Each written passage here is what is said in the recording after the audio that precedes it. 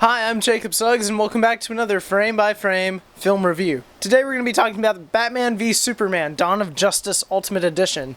Was really curious about this one ever since I saw the theatrical cut, and we're just going to go from there.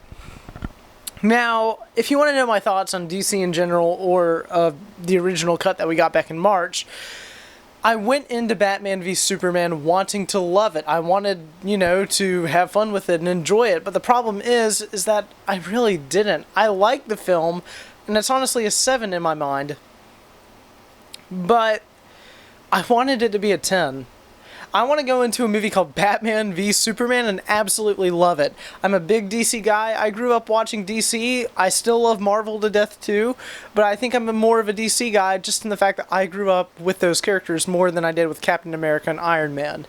The film definitely isn't the worst thing ever, but it certainly isn't the best thing ever either. I really loved Man of Steel personally. I know there are some haters of that film out there too, but I also know there are people like me that really enjoyed it, and I can see why, I get it. And typically an ultimate cut of a film with like 30 extra minutes of footage can't save a film in its entirety. Typically I expect it to be terrible, or just kind of add just not that much to a film. Director's cuts typically I try to stay away from as long as they aren't like legit director's cuts that I want to watch. However, I have to say, after watching this ultimate cut with a 30 minutes cut, I really like this movie. In fact, I love this movie now. Let's get into the good. First off, it's a more coherent movie. Whenever I saw the theatrical cut, the editing felt very sloppy to me. It felt choppy. Things went from here, there, and yonder really quickly, and I had no idea what was going on at times. I mean, I got it as a comic book fan, but I could tell other people in the audience were being thrown off, and people were just really confused, and it was choppy editing. However, here, everything seems to flow out more. There's more of a story going on. It makes more sense what's happening with Lois, what's happening to Superman, what's happening to Bruce Wayne, Batman, Wonder Woman. All of it makes sense. And none of it, feels choppy anymore. It actually plays out very well now, and more than I thought it would. The other thing I want to talk about is Clark Kent has more to do in this movie.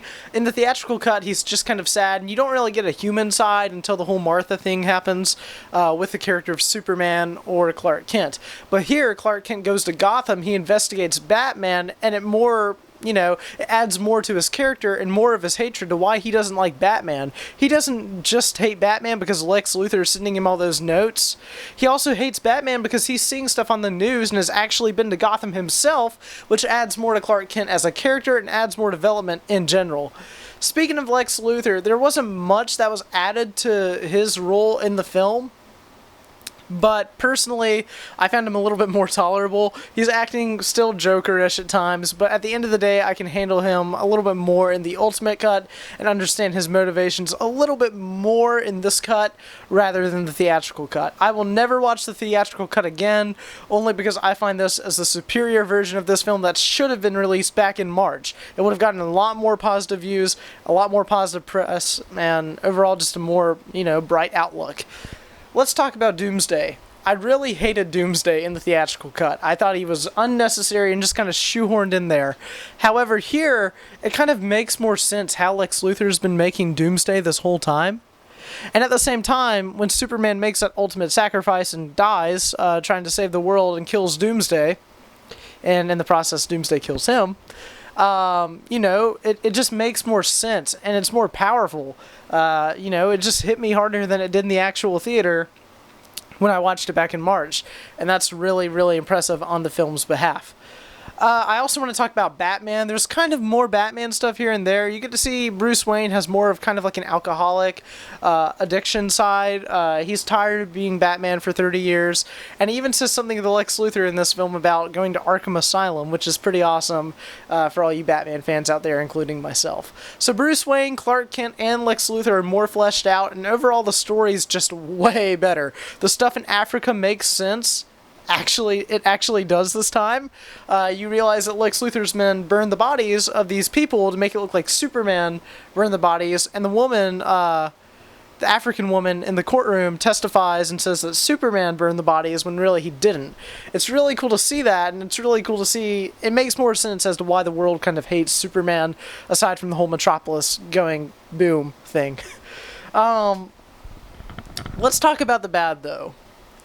This is not a perfect movie. It's not a masterpiece or anything by any means. This Ultimate Cut, as for me, brought up the score very high, which we'll get into in a moment, and I really love this cut, but I don't think it's going to change everybody's mind. If you 100% hated this movie, you're still going to 100% hate this movie.